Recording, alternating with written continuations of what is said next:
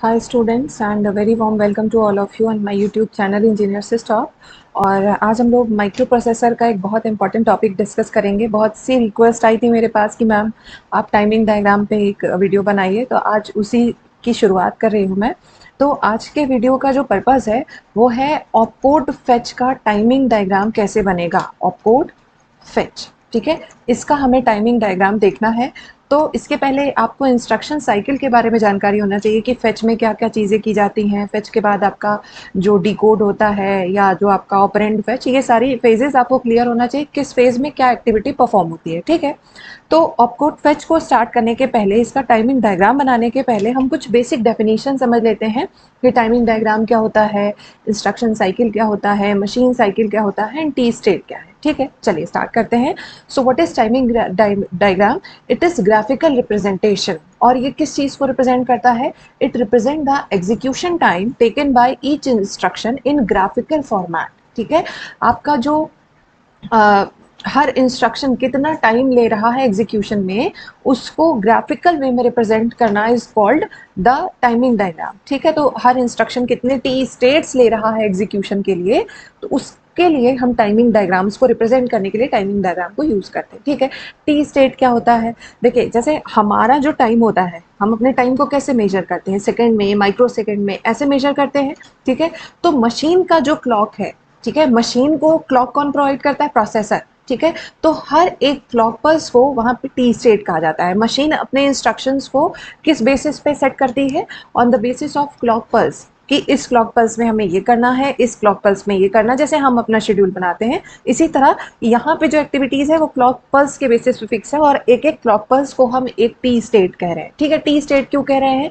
क्योंकि हर एक clock pulse के एंड होने पे हमारा जो स्टेट होता है, माइक्रो प्रोसेसर का जो स्टेट होता है, वो दूसरे ट्रांजिशन करके एक दूसरे स्टेट में मूव कर जाता है। मतलब हर, जैसे एक क्लॉक पल्स 1 था, ठीक है, उसके बाद जैसे ही आप क्लॉक पल्स 2 पे आते हैं, टी स्टेट 2 पे आते हैं, तो आपका यहाँ पे जो स्टेट रहा होगा, इस और इस स्टेट में, मतलब आप इस स्टेट से इस स्टेट में ट्रांजिशन कर जाते हैं, मूव कर जाते हैं, ठीक है। तो मतलब हर क्लॉक स्टेट के साथ आपका जो सिस्टम का स्टेट है वो चेंज हो रहा है, ठीक है, ट्रांजिशन हो रहा है from one state to another state. इसीलिए हम टाइमिंग डायग्राम के लिए इसे क्या कहते हैं? क्लॉक पल्स को टी स्टेट कहते हैं। This should be clear to you, right. चलिए, अब what is instruction cycle? Timing diagram is graphical representation of execution of instruction, ठीक है। And instruction cycle, the time required to execute an instruction is called instruction cycle. एक instruction को, पूरे पूरे instruction को execute करने में जो टाइम लगता है उसे हम क्या कहते हैं? इंस्ट्रक्शन साइकिल, ठीक है। The time taken by processor to complete the execution of instruction and instruction cycle consist of 1 to 6 machine cycles. देखिए, आप टाइमिंग डायग्राम किसका बनाते हैं?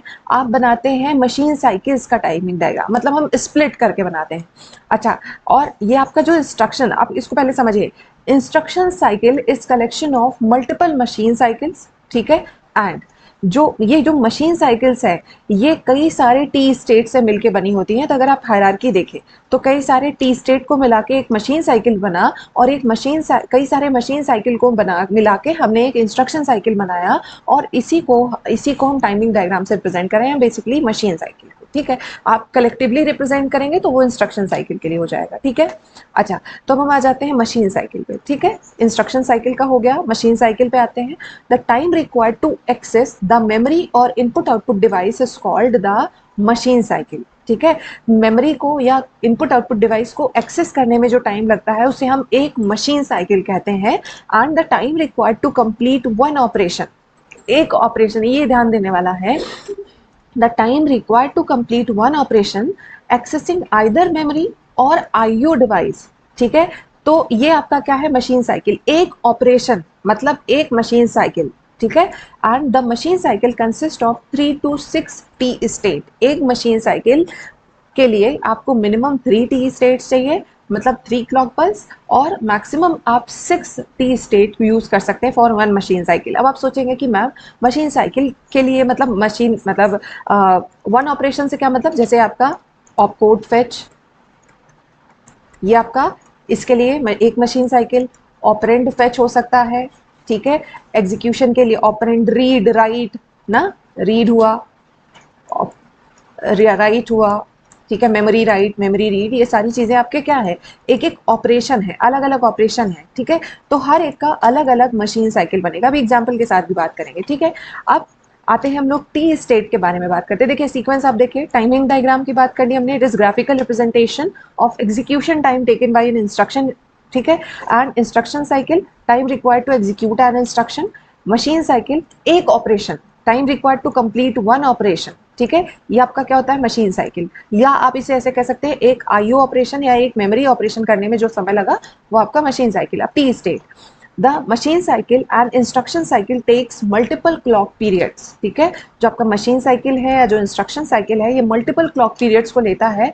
अ portion of an operation carried out in one system clock period, जो operation, a portion of an operation carried out in one system clock period is called T state, ठीक है, transition state. इस clock time पे system का ये state था, अगले clock time पे सिस्टम का दूसरा स्टेट है, इसीलिए जो the portion of operation carried out in one system clock period is called T state. एक पर्टिकुलर क्लॉक टाइम पे जो भी ऑपरेशंस परफॉर्म किए जाते हैं उन्हें हम क्या कहते हैं, टी स्टेट। इसीलिए मैंने पहले भी कहा था कि आपका जो टाइमिंग डायग्राम बनता है, जैसे टाइमिंग डायग्राम आप ऐसे बना रहे हैं, अभी अभी मैं आगे एक्सप्लेन कर देती हूँ, ठीक है, आगे क्लियर हो जाएगा। चलिए अब हम आ जाते हैं फेच साइकिल के बारे में बात करते हैं। What is fetch cycle? तो सबसे पहले आप, जब आपको इंस्ट्रक्शन साइकिल कहाँ से स्टार्ट होता है, अगर आपको कोई भी ऑपरेशन परफॉर्म करना है तो जो इंस्ट्रक्शन आपको एग्जीक्यूट करना है उस इंस्ट्रक्शन को आपको कहाँ से लाना पड़ेगा, मेमोरी से उठा के प्रोसेसर के पास लाना पड़ेगा, ठीक है। तो आपका फर्स्ट साइकिल क्या होता है, the first cycle in microprocessor comprises of several time states during which the next instruction to be executed is copied from memory location that is in program counter to the instruction register। Basically आप इसको ऐसे समझिए, fetch cycle में क्या होता है, ये आपका मेमोरी है, ठीक है, और ये आपका माइक्रो प्रोसेसर है, ठीक है। माइक्रो प्रोसेसर के पास जो प्रोग्राम काउंटर है ये बताता है कि कौन सा इंस्ट्रक्शन हमें एग्जीक्यूट करना है। तो इसमें जो एड्रेस है वो एड्रेस हम यहाँ मेमोरी के पास ले जाएंगे, यहाँ से रीड सिग्नल पास करेंगे कि इस मेमोरी लोकेशन पे जो डेटा है हम उसको एक्सेस करना चाहते हैं। तो उस मेमोरी लोकेशन का जो डेटा होगा वो कहाँ आ जाएगा, माइक्रो प्रोसेसर के रजिस्टर के पास आके स्टोर हो जाएगा। ये होता है आपका फेच, ऑपकोड फेच। पहले ऑपकोड फेच होता है। ऑपकोड मतलब क्या होता है, क्या ऑपरेशन परफॉर्म करना है ये जानना है ना, तो सबसे पहले हम इंस्ट्रक्शन को उठा के माइक्रो प्रोसेसर के पास लाते हैं, ठीक है। तो 8085 micro processor has 5 basic machine cycles. कौन कौन सी हैं, opcode, fetch, memory read, memory write, input output read cycle, मैंने आपको ये बताया था। और आपको ये भी पता है कि minimum 3 T states are required और maximum 6 T states are required for machine cycles, ठीक है। तो आगे बढ़ते हम लोग प्रोसीड करते हैं, ओके। तो बाकी सारी चीज़ें हम लोग डिस्कस कर लेंगे, एक बार इसको रीड करके आपको बता देते हैं, फिर हम लोग सीधे आ जाते हैं। तो each instruction of 8085 microprocessor consists of 1 to 5 machine cycle, right। हर एक इंस्ट्रक्शन के कई सारे, देखिए हर एक इंस्ट्रक्शन के एग्जीक्यूशन के लिए आपको 1 से लेके 5 मशीन साइकिल चाहिए होते हैं। When the 8085 microprocessor execute an instruction, it will execute some of machine cycle in a specific order। Order is important. ऐसा नहीं है कि पहले आप मेमोरी रीड कर लें, ऑपरेंड को एग्जीक्यूट कर लें, उसके बाद आप ऑपकोड फेच करें, नहीं, पहले आपको ऑपकोड फेच करना है, देन मेमोरी रीड, उसके बाद राइट, उसके बाद अगर आप एग्जीक्यूशन वगैरह भी दिखाना चाहे दिखा सकते हैं, लेकिन उसका टी स्टेट बनाने की जरूरत नहीं होती, ठीक है। सो the processor takes a definite time to execute the machine cycle। The time taken by the processor to execute a machine cycle is expressed in T state, ठीक है। So one machine cycle is collection of T state, minimum 3 T states to 6 T state। The 1 T state is equals to time period of internal clock signal of the processor, right। And the T state start at the falling edge of the clock. मतलब falling edge means यहाँ से start हो रहा है, देखिए ये falling edge है, downward जा रही है, तो यहाँ से आपका एक टी स्टेट स्टार्ट होता है। एंड ये पॉइंट भी आपको याद रखना है, the T state is equal to time period of internal clock signal of processor. मैंने इसमें पहले भी कहा कि आपका 1 clock time is equal to 1 T state. अब टी स्टेट को आप ऐसे समझा सकते हैं, जो पहले भी बताया है, कि हर टी स्टेट, जैसे इस क्लॉक टाइम पे, क्लॉक टाइम T1 पे आपका जो सिस्टम है उसकी क्या स्टेट थी, दैट इज टी स्टेट, ठीक है। State at time t1, right, state at time t2, ठीक है। तो आपका 1t state, 2t state, 3, 4 and so on, right. चलिए अब हम आ जाते हैं फेच पे। तो बहुत इंपॉर्टेंट चीज़ है, बहुत ध्यान से समझिएगा, क्योंकि अब हम लोग टाइमिंग डायग्राम को स्टार्ट कर रहे हैं। ये जो आपका पर्पस था, अब हम डायरेक्टली उसी पे आ गए हैं, ठीक है। बेसिक जो डेफिनेशंस थी उसको हमने क्लियर कर लिया है। कोई डाउट हो तो आप कमेंट करके पूछेगा, या फिर आप वीडियो को एक बार पीछे करके देखिएगा तो आपको क्लियर हो जाएगा। तो मैं एक बार आपको सीक्वेंस बताती हूँ कि आपको अगर इंस्ट्रक्शन को फेच करना होता है तो आपको सबसे पहले क्या करना है। देखिए, हमें यहाँ प्रोग्राम काउंटर को दिखाने की ज़रूरत नहीं है, ठीक है। आपको जो 8085 का पिन डायग्राम है वो आपको बिल्कुल क्लियर होना चाहिए, राइट। आपको पिन डायग्राम क्लियर नहीं होगा तो आप नहीं समझ पाएंगे कि कैसे क्या सिग्नल देना है, ठीक है। तो सबसे पहले हमें क्लॉक ऐसे ही बनानी है, ठीक है। आपका जो इंस्ट्रक्शन फेच होता है उसके लिए हमें 4T स्टेट्स की रिक्वायरमेंट होती है, ठीक है। कैसे, क्यों, अभी देख रहे हैं।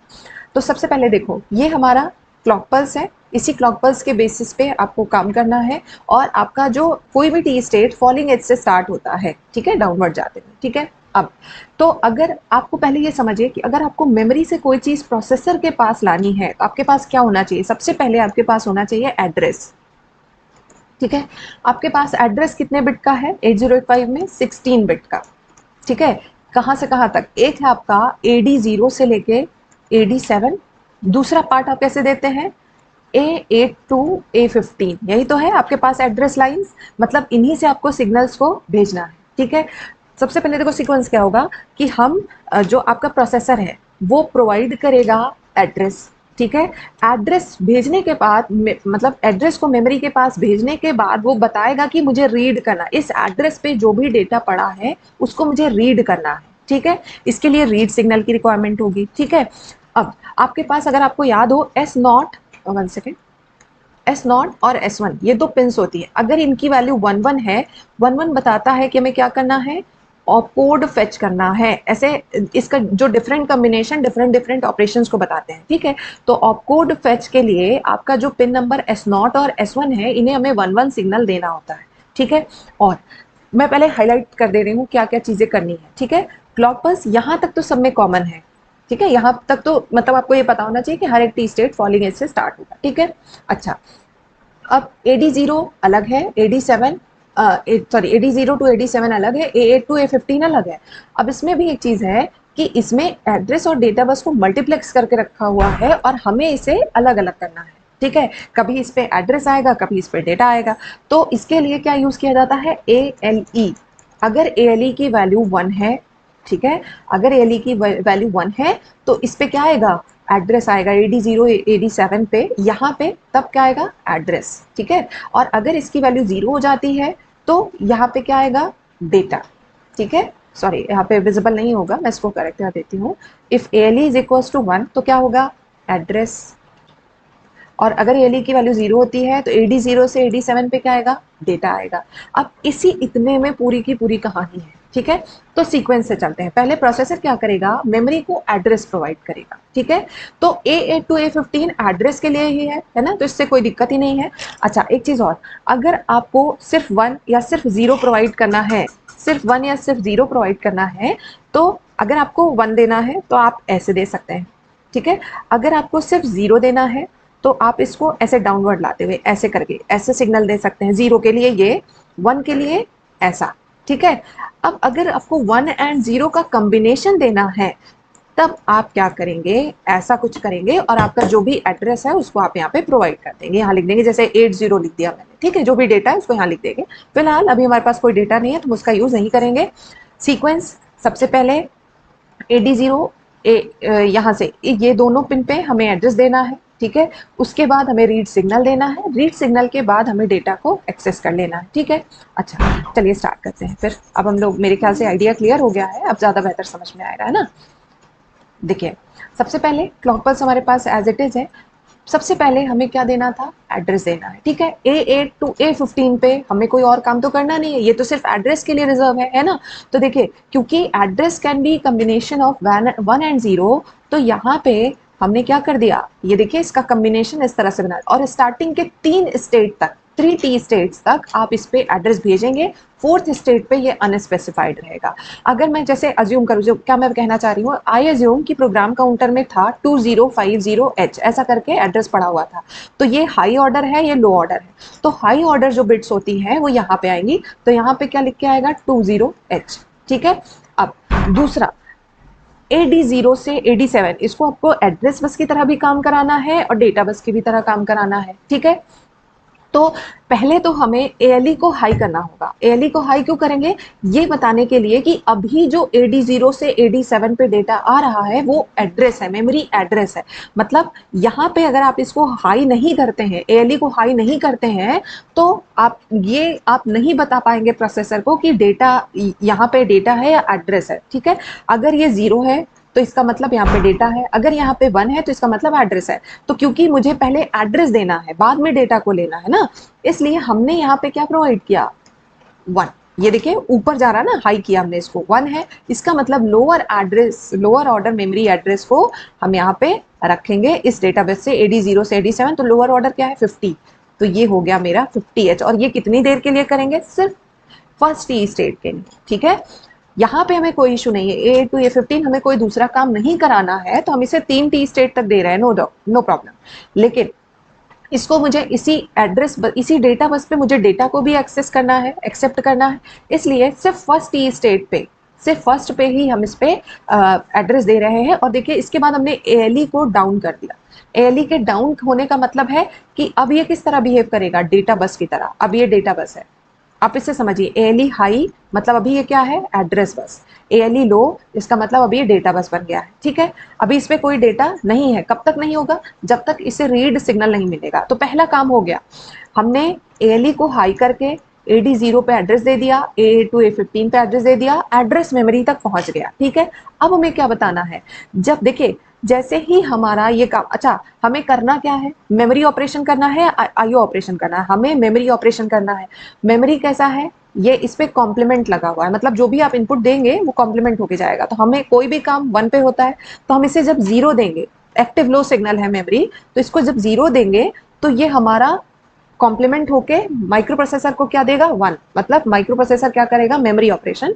तो देखिए IO ऑब्लिक मेमोरी, अगर IO ऑपरेशन परफॉर्म करना है तो 1 दीजिए, मेमोरी ऑपरेशन परफॉर्म करना है तो 0 दीजिए। तो इसीलिए ये देखिए, ये वाला देखिए डाउनवर्ड जा रहा है, ये क्या है आपका, इसको रिप्रेजेंट कर रहा है। ठीक है। अब दूसरा हमें क्या करना है, ऑपकोड फेच करना है। ऑपकोड फेच के लिए हम क्या करते हैं, S0 S1 is equal to 1। तो देखिए S1 और S0 ये ऐसे जा रहा है, इसको आप अलग अलग भी बना सकते थे। कैसे, अभी हम इसको ये वाली लाइन मान लीजिए हटा देते हैं, तो हम इसको थोड़ा सा यहाँ बढ़ाते और हम इसको ऐसे दे देते, S1 S0 ऐसे करके अलग, है ना, साथ में कर दिया तब भी कोई दिक्कत नहीं है ना। तो हमने ये बता दिया कि मेमोरी ऑपरेशन परफॉर्म करना है पूरे में। ठीक है। 4T स्टेट में हम ये मैसेज ड्रॉप कर रहे हैं, ये सिग्नल दे रहे हैं कि मेमोरी ऑपरेशन है। क्या करना है, ये कैसे पता चलेगा, S0 और S1 की वैल्यू को देख के। ये क्या बता रहा है, ऑपकोड फेच। कौन सा ऑपरेशन करना है, ऑपकोड फेच। इतना हमने बता दिया। क्या क्या हो गया, ALE ने डिवाइड कर दिया एड्रेस, और अब बता रहा है क्योंकि ये 0 हो चुका है तो अब ये डेटा एक्सेप्ट करेगा। ठीक है। इसने बताया मेमोरी ऑपरेशन करना है, क्या करना है, ऑपकोड फेच करना है। अब रीड सिग्नल हमें देना है, ताकि जो डेटा है मेमोरी के उस लोकेशन पे डेटा जो पड़ा है वो डेटा बस पे आके रखा जाए। ठीक है। तो इसलिए देखिए पहले पे हमने रीड को डाउन किया है। देखिए ये पहला नहीं, सॉरी, ये एक्टिव लो है। ठीक है। एक्टिव लो है मतलब ये कब फंक्शन करेगा, जब इसको वैल्यू मिलेगी 0। ठीक है। इसलिए हमने इसको हाई रखा है, जब हमें काम नहीं करना है 1 पे ये कुछ काम नहीं करेगा। ठीक है। जब आप इसको 0 देंगे तब ये रीड सिग्नल, मतलब तब ये एक्टिवेट होगा, क्योंकि ये एक्टिव लो सिग्नल है, इस पे कॉम्प्लीमेंट लगा हुआ है। तो जब हम इसको 0 देंगे, देखिए तो स्टार्टिंग में पहले वाले में क्या था, एड्रेस जा रहा था, रीड तो करना नहीं था। अब एड्रेस पहुंच चुका है मेमोरी तक, मेमोरी ऑपरेशन करना ये क्लियर हो गया, कोड फेच करना ये क्लियर हो गया। तो अब हम इसको बता रहे हैं, डाउन कर रहे हैं। जैसे ही हम नीचे करेंगे इसको, है ना, तो आपका जो डेटा है वो कहाँ पे कॉपी होने लगेगा, ये डेटा बस पे कॉपी होने लगेगा। इसके लो होने का मतलब कि हमें जो लोकेशन प्रोवाइड की गई है, जो लोकेशन पड़ी हुई है, उस पे क्या करना है, वहां से हमें डेटा को उठा के डेटा बस पे रखना है। तो देखिए रीड सिग्नल जितनी देर आपका लो रहेगा, उतनी देर में जो भी डेटा पड़ा था इस लोकेशन पे, जो हमने अज्यूम किया था 2050 पे, आई अज्यूम कि 2E डेटा स्टोर था, ये डेटा आपका यहाँ आके स्टोर हो जाएगा 2E और प्रोसेसर के पास वापस चला जाएगा, क्योंकि जो डेटा बस होते हैं वो बाई डायरेक्शनल होते हैं, ठीक है। Memory to processor, processor to memory, दोनों डायरेक्शन में काम करता है। तो रीड सिग्नल मिलने के कारण, क्योंकि रीड सिग्नल ये लो हुआ, यहाँ से यहाँ तक लो है, मतलब यहाँ से जो आपका मेमोरी से डेटा आपका कॉपी हो जाएगा डेटा बस पे, और जैसे ही पूरा डेटा कॉपी हो जाएगा आपका ये सिग्नल हाई हो जाएगा, मतलब अब यहाँ पे रीड ऑपरेशन नहीं परफॉर्म हो रहा है, ठीक है। तो ये आपका मतलब टाइमिंग डायग्राम है ऑपकोड फेच का। आई होप आपको क्लियर होगा। अगर आपको ऑपकोड फेच के स्टेजेस या जो फंक्शनैलिटी है क्लियर है, तो मुझे नहीं लगता कि आपको कोई डाउट होगा। तो सबसे पहले हमने एड्रेस दिया, ठीक है, दोनों मिक्स्ड है, एड्रेस देना था इसलिए एलई को हाई किया, जैसे नीचे हमने इसको डाउनवर्ड कर दिया, इसका मतलब अब ये डेटा बस की तरह बिहेव करने लगा, लेकिन अभी कोई डेटा नहीं है। कब तक नहीं होगा? जब तक यहाँ से रीड सिग्नल नहीं दिया जाएगा। रीड सिग्नल आपका कब एक्टिवेट होगा? जब इसे 0 मिलेगा। पहले हाई था, जैसे ही लो किया वैसे ही जो डेटा, जो मेमोरी लोकेशन आपने सेलेक्ट की थी उस लोकेशन से डेटा कॉपी हुआ, और ये तब जैसे ही कॉपी हुआ फिर ये हाई कर दिया गया। So this is all about the timing diagram of opcode fetch. I hope आपको क्लियर हुआ होगा। नेक्स्ट लेक्चर्स में हम डिस्कस करेंगे कि जो आपका मेमोरी रीड साइकिल कैसे होगा, मेमोरी राइट साइकिल कैसे होगा, इस सब का टाइमिंग डायग्राम हम डिस्कस करने वाले हैं। तो आप लोग मेरे चैनल के साथ बने रहिएगा। वीडियो समझ में आया हो, पसंद आया हो तो मेरे चैनल को सब्सक्राइब कीजिएगा, और ऐसे ही मेरे वीडियोस को पसंद करते रहिएगा। Thank you guys, keep watching my videos, please like share and subscribe. Bye bye, take care.